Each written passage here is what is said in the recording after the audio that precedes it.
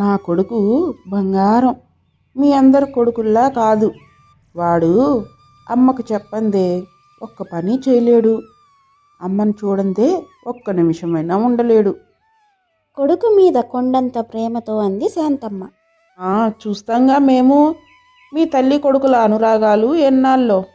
ఈ కాలం పెళ్ళాలొచ్చే వరకే కొడుకులు, ఆ తర్వాత కోడలి చేతి కీలుబొమ్మలు అంది పక్కింటి తిరుపతమ్మ.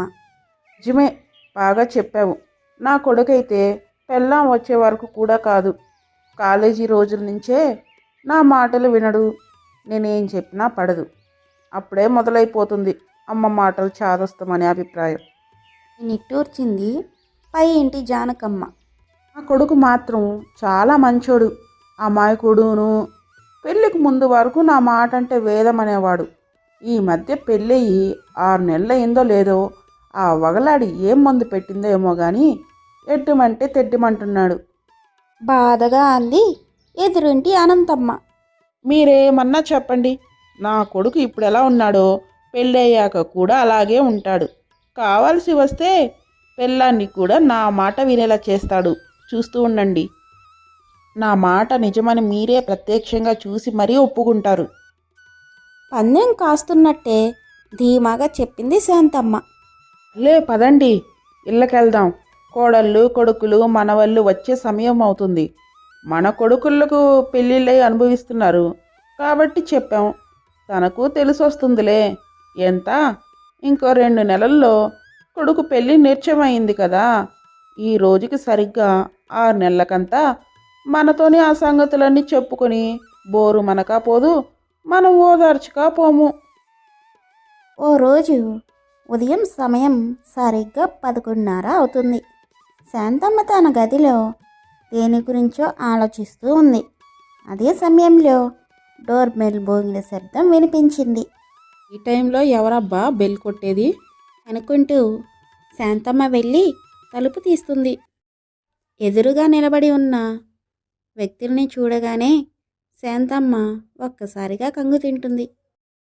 ఎదురుగా ఆమె కొడుకు ఆదిత్య, పక్కనే ఒక అమ్మాయి నిలబడి ఉన్నారు. ఆ అమ్మాయి మెడలో పసుపు తాడు కూడా ఉంది. ఇదంతా చూసిన శాంతమ్మకి నోట మాట రావడం లేదు. ఆదిత్య కాస్త ధైర్యం తెచ్చుకొని, మా ఇద్దరినీ దీవించమ్మా అంటూ శాంతమ్మ పాదాలకు నమస్కరించబోతాడు. శాంతమ్మ దూరంగా జరిగి, ఏంట్రా నువ్వు చేసిన పని? ఈ అమ్మాయి ఎవరు? అని కోపంగా అరుస్తుంది. తన పేరు శ్రావ్య. మేమిద్దరం రిజిస్టర్ మ్యారేజ్ చేసుకొని వచ్చామమ్మా. నన్ను నీ కోడల్ని ఆశీర్వదించమ్మా అంటాడు ఆదిత్య. నీకేం పోయే కాలంరా. బంగారం లాంటి నీ మరదలు కస్తూరితో త్వరలోనే నీకు పెళ్లి చేయాలని మేము కలలు కంటుంటే ఎవరినో తీసుకొచ్చి నా కోడలు అంటావేంట్రా? నెల తక్కువ వెధవా. ఏవండి, బయటకు రండి. మీ సుపుత్రుడు ఏం చేశాడో కాస్త ఇలా వచ్చి చూడండి అంటూ గట్టిగా అరుస్తుంది శాంతమ్మ. అంతలో ప్రకాశం బయటికి వచ్చి కొత్త దంపతుల్ని చూస్తాడు. అరే ఏంట్రా ఈ పని? మేము నీకు పెళ్లి చేయమన్నామా ఏంటి? ఇలా దొంగతనంగా మాకు చెప్పకుండా పెళ్లి చేసుకోవడం ఏంట్రా? మీరేంటండి అంత మెత్తగా అడుగుతున్నారు? కస్తూరితో వీడి పెళ్లి చేస్తామని మీ చెల్లికి మాట ఇచ్చాం కదా. ఇప్పుడు మీ చెల్లెలు ఏంటన్నయ్యా ఇదంతా అని అడిగితే మన మొహాలు ఎక్కడ దాచుకోవాలండి? వీడు ఇలాంటి పని చేసి చచ్చాడు అంటూ కొడుకుని కొట్టబోతుంది శాంతమ్మ. ప్రకాశం శాంతమ్మను నివారించి, ముందైతే మీరు లోపలికి రండి అంటూ విసుగ్గా ఆదిత్యకు చెప్పేసి శాంతమ్మను తీసుకొని హాల్లోకి తీసుకువెళ్తాడు. ఏం భయపడకు, ఇదంతా మనం ముందే ఊహించిందే కదా. లోపలికి రా అంటూ శ్రావ్యను తీసుకొని హాల్లోకి తీసుకువెళ్తాడు ఆదిత్య. శ్రావ్య ఏమీ మాట్లాడకుండా ఆదిత్యతో పాటు ఇంట్లోకి అడుగు పెడుతుంది. శాంతమ్మ కోపంతో హాల్లో నిలబడి ఉంటుంది. ఆదిత్య ధైర్యం చేసి, నాకు కస్తూరితో ఈ పెళ్లి ఇష్టం లేదమ్మా. ఆ విషయం ఎన్నిసార్లు చెప్పినా మీరు పట్టించుకోవడం లేదు. నేను శ్రావ్య 2 ఏళ్లుగా ఇష్టపడుతున్నాం. ముందే చెప్తే మీరు ఒప్పుకోరని నాకు తెలుసు. అందుకే ఇలాంటి పని చేయాల్సి వచ్చింది. నన్ను క్షమించండి. అంటూ తల్లిదండ్రులను బతిమాలుతాడు. కాసేపు మౌనం వహించి, సరే, నీ భార్యని లోపలికి తీసుకెళ్ళు. ఈ సమస్య దాటడానికి నేను ఏదో ఒక మార్గం ఆలోచిస్తాను. అని గొడవను చల్లారుస్తాడు ప్రకాశం. ఏంటండి మీరు? అబ్బాయి అలా చేస్తే మారు మాట మాట్లాడకుండా అలానే చూస్తూ ఉండిపోయారు. మీరైనా కొంచెం బుద్ధి చెప్పొద్దు. ఏమని చెప్పమంటావు శాంతం? వాళ్ళేమైనా చిన్నపిల్లలా మనం చెప్తే వినడానికి? వాళ్ళకి వయసు వచ్చింది, మంచి చెడ్డ తెలుసు. మనం చెప్తే వింటారా? ఆదిత్య పెళ్లి విషయం తెలిసి ప్రకాశం చెల్లెలు సునంద ప్రకాశం ఇంటికి రాకపోకలు మానేస్తుంది. రోజులు గడుస్తూ ఉంటాయి. శ్రావ్య తెల్లవారకు ముందే లేచి ఇంట్లో పనులన్నీ చక్కబెడుతూ ఉంటుంది. మామగారు ప్రకాశం తనతో కాస్త మంచిగానే ఉంటాడు. కానీ శాంతమ్మ మాత్రం రోజులు గడుస్తున్న కోడలితో ఒక్క మాట కూడా మాట్లాడలేదు. పొద్దుననంగా ఉద్యోగానికి వెళ్తే చీకటి పడే వరకు ఇంటికి తిరిగి రాడు ఆదిత్య. అంతవరకు ఇంటి పనులతో కాలక్షేపం చేయాలే తప్ప అత్తగారు మాత్రం శ్రావ్యతో అస్సలు మాట్లాడదు. చూస్తుండగానే 6 నెలలు గడిచిపోతాయి. శ్రావ్య, బాగా రెడీ అవ్వు. మా ఆఫీసులో చిన్న పార్టీ ఒకటి ఉంది, కలిసి వెళ్దాం. అని చెప్పి ఆఫీస్లో జరిగే పార్టీకి శ్రావ్యను తీసుకువెళ్తాడు ఆదిత్య. ఒక టేబుల్ దగ్గర తనను కూర్చోపెట్టి వెళ్ళి తన కొలీగ్స్తో మాట్లాడుతూ ఉంటాడు. కొద్దిసేపటి తర్వాత ఒక వ్యక్తి వచ్చి శ్రావ్యను పలకరిస్తాడు. హాయ్ శ్రావ్య. హే హాయ్ విక్రమ్, నువ్వేంటి ఇక్కడ? ఈ పార్టీకి క్యాటరింగ్ నేనే తీసుకున్నానులే. అదే నా ప్రొఫెషన్. చూసి చాలా కాలమైంది కాలేజ్ తర్వాత. ఇంతకీ నువ్వు ఎలా ఉన్నావు? మళ్ళీ మనం కలిసిందే లేదు కదా. అప్పటికి ఇప్పటికీ నువ్వు చాలా చేంజ్ అయ్యావు. ఆఫ్టర్ మ్యారేజ్ చేంజ్ అవుతాను కదా మరి. అలా కాసేపు వాళ్ళిద్దరూ కూర్చొని మాట్లాడుకుంటూ ఉన్నారు. దూరం నుంచి ఆదిత్య వాళ్ళని గమనిస్తాడు. పక్కనే ఉన్న ఆదిత్య ఫ్రెండ్ తేజ, ఏంట్రా అతను? ఎవరు మీ ఆవిడతో అంత క్లోజ్గా మాట్లాడుతున్నాడు? ఎవరైనా తెలిసిన వాళ్ళు కనబడి ఉంటారు లేరా. దానికి ఎందుకు అంత సాగదీస్తున్నావు? ఇవాళ రేపు ఆడవాళ్ళని నమ్మడానికే లేదురా బాబు. మన సుబ్బుగాడి వైఫ్ ఇలాగే వాడితో ఏవో చిన్న చిన్న గొడవలు ఉన్నాయని ఆన్లైన్లో ఎవరితోనో ఫ్రెండ్షిప్ చేసి ఆఖరికి వాడితోనే వెళ్ళిపోయింది. పెళ్ళాం ఎవరితో మాట్లాడుతుంది, ఎందుకు మాట్లాడుతుంది అనేది మనకు తెలియాలిరా బాబు అంటూ ఆదిత్య మనసులో అనుమానపు విత్తనం నాటుతాడు. ఆ రోజు పార్టీ అయిపోయి ఇంటికి వెళ్ళిన తరువాత ఇంతకీ ఫంక్షన్లో కలిసిన ఆ వ్యక్తి ఎవరు? అని అడుగుతాడు ఆదిత్య. అది అప్పుడే దగ్గరికి వచ్చి అడగొచ్చు కదా. ఇంతసేపు దాన్ని మనసులో మోసుకొని ఇంటికి వచ్చి మరీ అడగాల. వాడు కాలేజీలో నా క్లాస్మేట్. చాలా రోజుల తర్వాత కనిపించాడు కదా, అందుకే కాసేపు మాట్లాడాను. ఆ రోజు అలా గడిచిపోతుంది.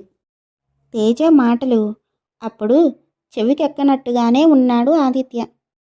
కానీ మనసులో మాత్రం అక్కర్లేని ఒక అభద్రతా భావాన్ని మోయడం మొదలుపెట్టాడు.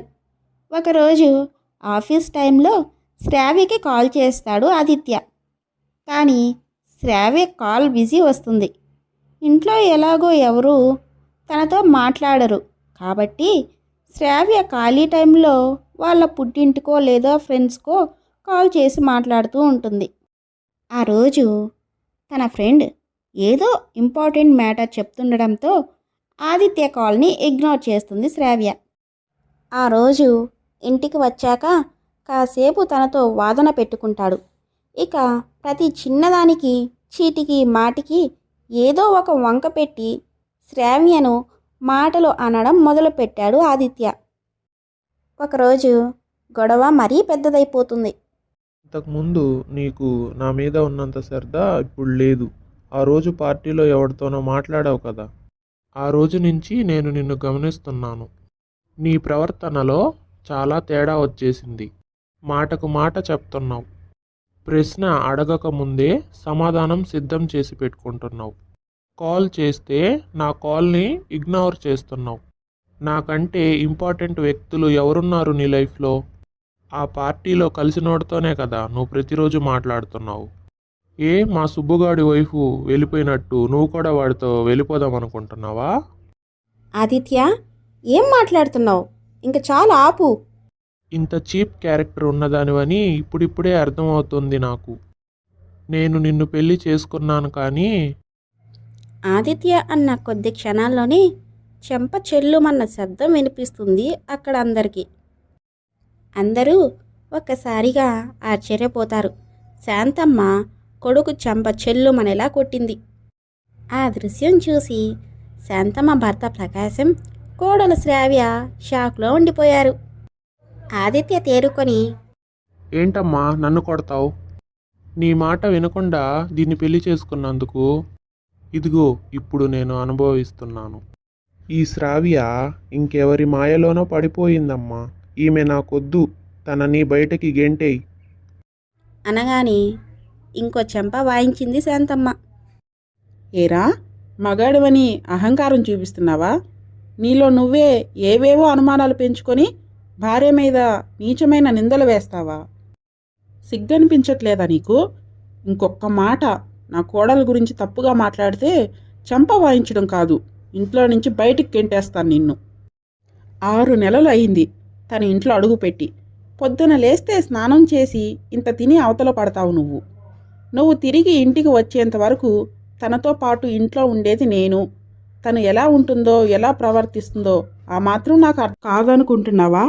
ఒక ఆడది తప్పు చేస్తే అది మొదటగా అర్థమయ్యేది మరో ఆడదానికే. నా కోడలు పాలలో కడిగిన ముత్యం లాంటిది. నీ మాటలతో నువ్వు తనకి మలినం అంటించకు. ఏంటమ్మా నువ్వు నన్ను వదిలేసి తనను సపోర్ట్ చేస్తున్నావు? అసలు నువ్వు తన గురించి ఏం అర్థం చేసుకున్నావురా? తెల్లవారకు ముందు నిద్ర లేస్తే తిరిగి మళ్ళీ మన అందరం నిద్రపోయేంత వరకు తను ఏదో ఒక పని చేస్తూనే ఉంటుంది. ఈ రోజు వరకు నా నోట్లో నుండి తన పేరు కూడా రాలేదు. కానీ తను మాకిచ్చే గౌరవంలో మాత్రం ఇన్ని రోజులుగా ఎలాంటి తేడా లేదు. ఇంట్లో నేను మాట్లాడడం లేదు కాబట్టి ఏమి తోచక ఎప్పుడైనా ఫోన్ చేసి తన స్నేహితులతో మాట్లాడుతుంది. అది కూడా కిచెన్లో నిలబడి ఏదో ఒక పని చేసుకుంటూ మాట్లాడుతుంటుంది. నా కోడలు నవ్వులో కానీ, నడకలో కానీ, మాట తీరులో కానీ ఏ రోజు చిన్న తప్పు కూడా దొరలదు. నువ్వు ఆఫీస్ నుంచి ఎప్పుడు తిరిగి వస్తావా అని సాయంత్రం అయ్యిందంటే చాలు 10 సార్లు గుమ్మం దగ్గరికి వెళ్ళి చూస్తుంది, నీకోసం ఎప్పుడొస్తావా అని. అలాంటి అమ్మాయిని పట్టుకొని ఇంత నీచమైన మాటలు మాట్లాడుతున్నావు నువ్వు. తను పుట్టినప్పటి నుంచి నిన్నే చూస్తూ పెరిగిందా? స్కూళ్ళల్లో, కాలేజీలోనో, బంధువుల్లోనో తనకి తెలిసిన వారు వేరే మొగాళ్ళు అంటూ ఎవరు ఉండకూడదా? నిన్ను పెళ్లి చేసుకుంది కదా అని మొహానికి ముసుగు వేసుకొని తిరగాల ఇప్పుడు తను? మీరు పార్టీకి వెళ్ళి వచ్చిన రోజే నేను మీ సంభాషణ విన్నాను. అక్కడ ఎవరితోనో మాట్లాడిందనే కదా నీ బుర్రలో ఇలా అనుమానం నింపుకున్నావు. ఒక ఇల్లాలు గడప దాటి వెళ్ళిపోవాలనుకుంటే ఏ భర్త తనని ఆపలేడు. ఇంకోసారి నా కోడలతో ఇలా ప్రవర్తించావంటే నిన్ను మాత్రం ఇంట్లో ఉండనివ్వని చెప్తున్నా. శాంతమ్మ మాటలు విని ప్రకాశం చప్పట్లు కొడతాడు. శ్రావ్యకు దుఃఖం పొంగుకు వస్తుంది. మీరు నాతో మాట్లాడకపోతే ఎప్పటికీ నన్ను ఒప్పుకోరేమో అనుకున్నాను. మీలాంటి శ్రీమూర్తి అత్తగా దొరకడం నిజంగా నా అదృష్టం అత్తయ్య. నువ్వు నిజంగా ఓపిగ్గా ఉండగలవా లేదా అని నీతో మాట్లాడకుండా దూరం పెట్టాను తప్ప నీ మీద కోపంతో కాదు. వచ్చే శ్రావణ మాసంలో ఇంట్లో నీ చేత వ్రతం చేయించి బంధువులందరికీ నిన్ను పరిచయం చేయాలనుకున్నాను. ఇంతలో ఈ వెధవ ఇలా నేను బయటపడే పరిస్థితి తీసుకొచ్చాడు. అయినా నేను కూడా ఒక ఇల్లాలినేనమ్మా. భర్త పట్ల నువ్వు చూపిస్తున్న ప్రేమ, అంకితభావం అత్తమామల పట్ల నీకున్న శ్రద్ధ, ఇస్తున్న మర్యాద ఇవన్నీ నాకు నీ మీద ఇంత మంచి అభిప్రాయాన్ని ఏర్పరిచాయి. అవునమ్మా, నిజమే. నీకు ఇష్టం లేకుండా ఇంట్లో అడుగుపెట్టిన కోడలిని నువ్వు ఇంత బాగా అర్థం చేసుకున్నావు. 2 ఏళ్ళు ప్రేమించి పెళ్లి చేసుకున్న భార్య మీద నేను నమ్మకం ఉంచలేకపోయాను. నన్ను క్షమించు. నాకు కాదు, ఆ మాటలు నీ భార్యకు చెప్పు. పర్వాలేదులే అత్తయ్య. ఎవరి జీవితంలోనో ఏదో జరిగిందని దాన్ని మనసులో పెట్టుకొని కంగారులో ఆయన మాట జారారు. అయినా ఈ గొడవంతా జరగబట్టే కదా మీరంటే ఏంటో నాకు అర్థమైంది. అవునమ్మా, శ్రావ్య చెప్పింది నిజమే. నేను ఏదో ఊహించుకొని పిచ్చి పిచ్చిగా మాట్లాడాను. ఇంక నుంచి మా మధ్య ఎలాంటి గొడవలు రాకుండా చూసుకుంటాను. అప్పటి నుంచి అత్తాకోడల మధ్య, శ్రావ్య ఆదిత్యుల మధ్య ఎలాంటి అమరికలు లేకుండా సంతోషంగా ఉంటారు. మా ఈ కథ మీకు నచ్చినట్లయితే లైక్ చేయండి, షేర్ చేయండి, కామెంట్ చేయండి. మరెన్నో మంచి మంచి కథల కోసం మా ఛానల్ని ఇప్పుడే సబ్స్క్రైబ్ చేసుకోండి.